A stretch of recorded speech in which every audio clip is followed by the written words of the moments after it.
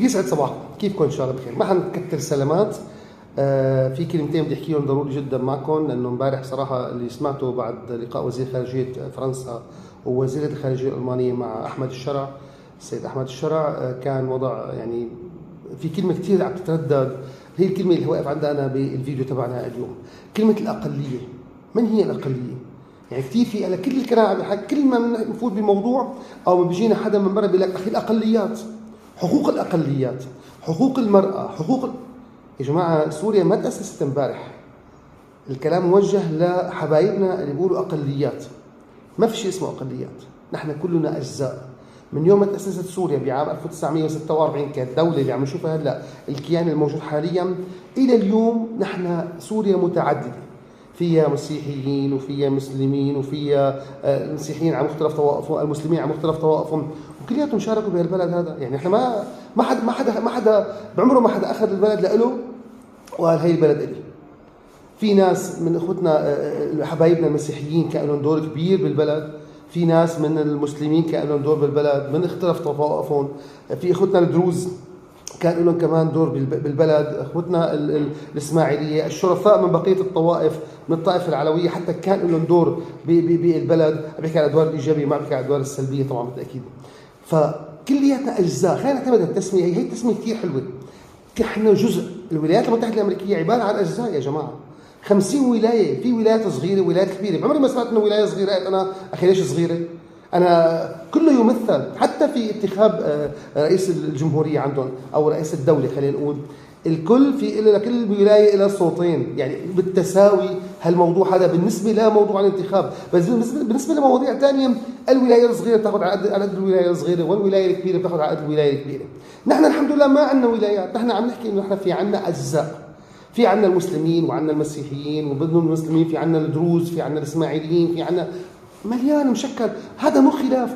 يعني سابقا قبل حوالي شهرين، اعطيكم مثال، قبل شهرين لما كنت تقول للواحد انه انت من الطائفه الفلانيه مثلا، كان يعتز بنفسه يفتخر. هلا بتقول له انت من الطائفه الفلانيه بكش هيك بينزعج، شو عم تسبني انت؟ ما حدا عم يسبك، انت مثل ما انت قبل شهرين، مثل ما انت هلا.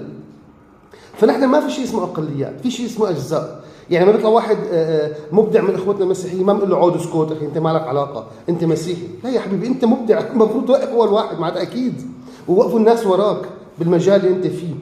اكيد لما تكون انت واحد شو درزي لك عمل شيء جيد، بتوقف اول شيء والعالم توقف وراك بالمجال تبعك. اكيد هالكلام هذا موجود. بس لما يكون في عندي مثلا 10 مناصب، المنطق بيقول اذا عندي انا 10 مناصب، شوفوا بامريكا او باسبانيا او بالمانيا، على فكره حتى اسبانيا والمانيا ما هي عفوا ما هي كتله واحده، هي عباره عن مجموعه من الاجزاء. حتى اسبانيا نحن بنشوف انه عباره عن كتله واحده، لكن بتعرفوا انتم قصه كاتالونيا ببرشلونه واللي له علاقه بكره القدم بيعرفوا هالكلام هذا. برشلونه الاقليم بده يستقل كاكثر من مره. اقليم الباسك بجنوب فرنسا كمان نفس، بجنوب عفوا اسبانيا او بشمال اسبانيا عفوا كمان نفس الشيء، بده يستقل عن الحكومه المركزيه بمدريد. وهالكلام هذا ما صار، رجعت الدول تحدثت مع بعض البعض. حتى بالمانيا امبارح وزيره الخارجيه الالمانيه عم تحكي حقوق الاقليات. انت نفسك هي عباره عن مجموعه من الكتل، والكل محفوظ حقه، وفي سوريا ايضا حيكون محفوظ حقه. يعني ما قالت القياده الجديده نحن، وانا مو دفاع عن القياده الجديده، لكن انا عم بحاول اخذ الكلام واخذ ظهره تماما. عم بيقولوا اخي نحن في عندنا دستور، في عندنا نظام اساسي. سوريا بعام 1950 طلعت دستور، قروا الدستور. هذا الدستور كان قبل وجود حافظ الاسد وبشار الاسد وقبل وجود البعث بالكامل. بعام 1950 طلع دستور، قروه، حدا يقراه يا جماعه، حدا يطلع من كل الاجزاء، ما عاد اقول كلمه اقليات، من كل الاجزاء، خليه يطلع يشوف هذا الدستور هذا شو كان بيتضمن، مين كان مشارك فيه، لك شو مكتوب فيه. مكتوب فيه حتى دين الدوله ما كان مكتوب الاسلام، مكتوب دين رئيس الدوله هو الاسلام. وهذا كان ما في لسه لا بعث ولا هالكلام هذا ينضحك علينا من عام 1963 لليوم، او حتى من عام 1958 من ايام الوحده مع جمال عبد الناصر او مع مصر. فنحن بالدستور مكتوب في حقوق للجميع، حتى للمراه. يعني المراه اليوم ما حنعطيها حقوقها؟ معقول الكلام هذا؟ يعني المرأة اللي عام 1900 أو من عام 1950 عم بتشارك بالانتخابات، عم بتشارك بالمظاهرات ضد الاستعمار الفرنسي، معقولة هلا ما ينعطى؟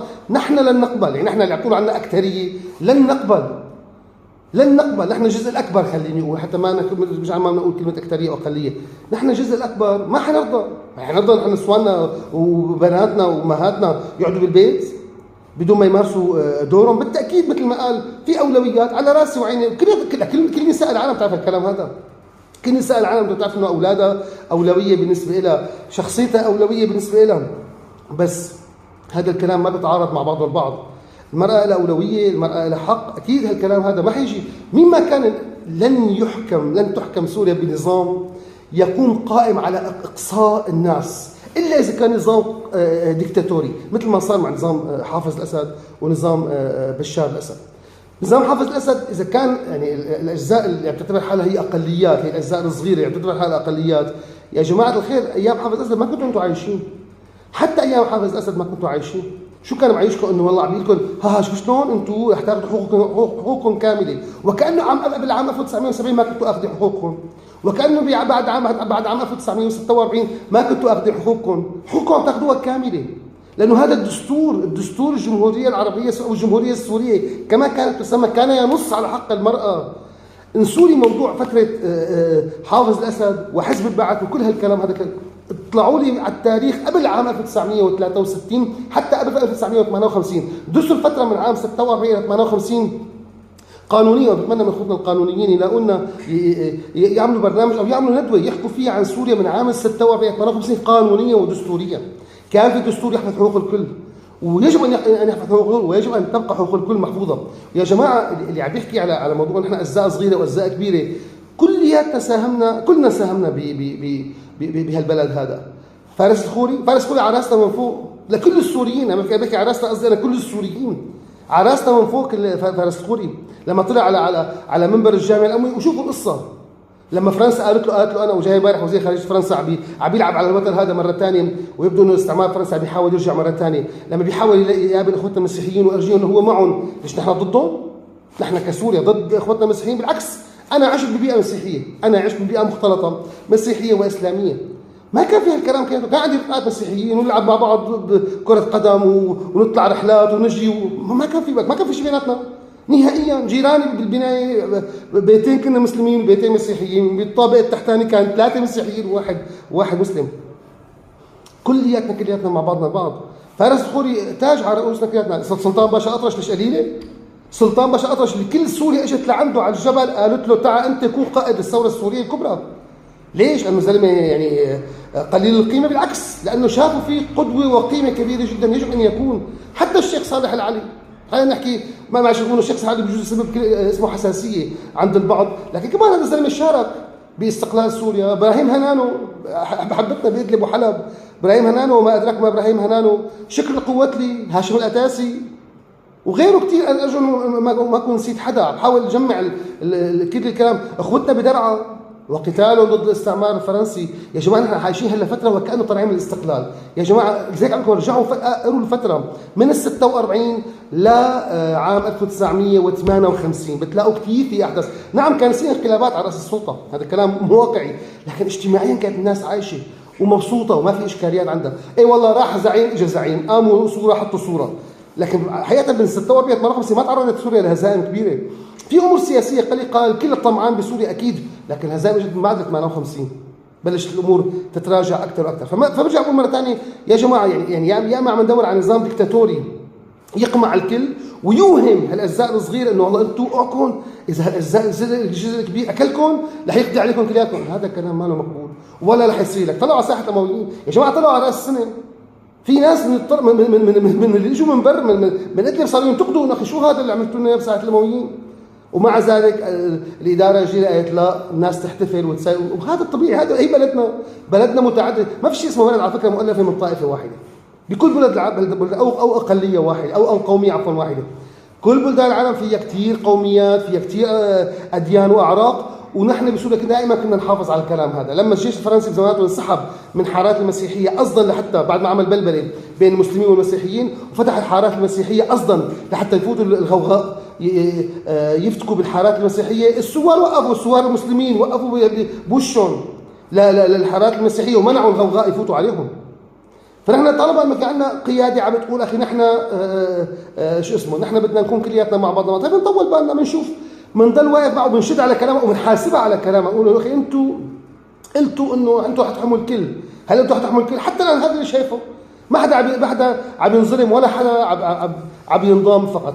المشكله فقط هي العدد. اذا عم نحكي عن العدد، انا اذا عندي 10 مناصب الان، هل من المعقوله ديمقراطيا، عم بحكي ديمقراطيا، مو تكون ديمقراطيا هل من المعقول انه ال10 مناصب ياخذون كلياتهم ناس ينتمون الى اجزاء اعدادها اقل بالبلد والجزء الاكبر ما ياخذ شيء نهائيا؟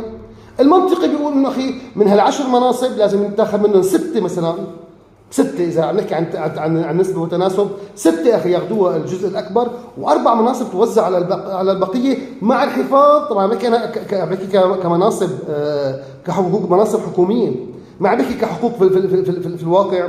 في الواقع القضاء يحكم بين الكل بالعدل.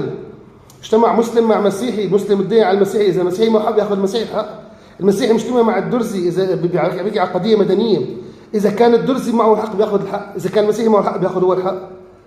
غير مقبول ابدا اذا نقول والله القضاء انه والله بيفضل فلان على فلان او بيخلي فلان على فلان، هذا كلام غير مقبول. لكن برجع بقول لك بالمناصب الحكوميه اجباري، انت مجلس الشعب، حتى الان مجلس شعبك اللي انت عم تشوفه انت حاليا يعني بتقول ما في حقوق وما في منظم بهالشكل هذا اللي عم تحكوه، لكن ما عم نحكي علانيه.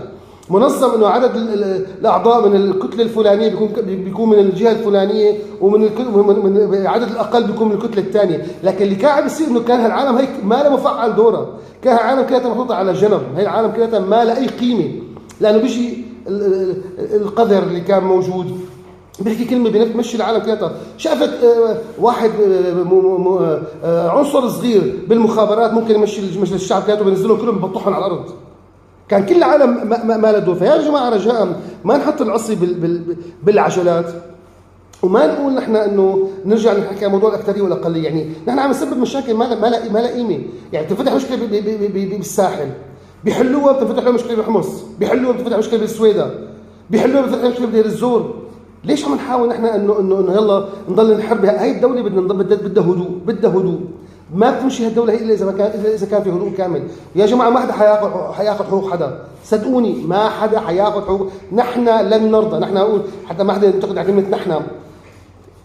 الشعب، نحن قصدي الشعب السوري، لن نقبل. نحن الشعب السوري، انا بعتبر حالي شعب سوري، ما بعتبر حالي بهالكلام هذا بهالمقام هذا اللي عم بحكي انا هلا. ما عم بحكي انا كخلفيتي الدينيه او خلفيتي المناطقيه. انا عم بحكي انا هلا كشعب سوري ما حاقبل نهائيا انه والله ينقال بالقانون او بالدستور بكره انه والله فلان اكثر من فلان او فلان اقل من فلان. اطلاقا الكلام كلياتنا سواسي امام القانون. نحن بدنا دوله قانون يا جماعه، قانون بالسير، بالمحاكمات الجنائيه، كله بالعدل تماما بين كل الناس. اذا تم العدل بين الناس الامور بتمشي كلياتها من احلى ما يكون.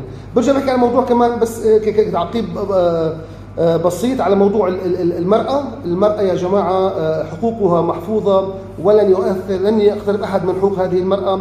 لكن بالمقابل كمان ما في نقول والله حكومة فيها مثلا 20 وزير بده يكون في 15 وزيرة و5 وزراء.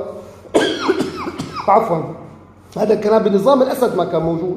لكن بفرنسا نفسها ما كان عندهم وزير الا فتره. بلبنان في اكثر متحرر من لبنان، من 10 سنين حتى صار في عندهم وزيره، من 10 سنين صار عندهم وزير، قبل ما كان عندهم وزيرات. يا جماعه روحوا راجعوا الدول اللي عم تحكي عنها سواء كان فرنسا ولا كانت المانيا. بفرنسا من اقل من اكثر من 50 سنه، شوي صغيره او 50 60 سنه حتى سمحوا لنا بالانتخاب والترشح. وين جايين عم تحكوا انتم؟ وين هالكلام هذا عم نحكيه؟ رجاء لا حدا يتعالى فوق الوطن. نحن كلياتنا اجزاء في هذا الوطن، اجزاء بهذا الوطن، كلياتنا لنا حقوق بالقانون. لذلك نحن لازم ندور عليها هلا شغله واحده، القانون والدستور. يجب ان يكون بالمواضيع المدنيه ان يكون هناك تساوي بين الجميع. بس هذا اللي بدنا اياه. لكن ما في مثليه، شذوذ ما في يا جماعه. من هلا عم لكم شذوذ ما في، ما حيكون في شذوذ. حدا ياخذ حقوق اكثر لانه هو منطقه معينه اكثر، لا، هذا كلام ما له مقبول نهائيا. ما في امتيازات لفئه على حساب فئه.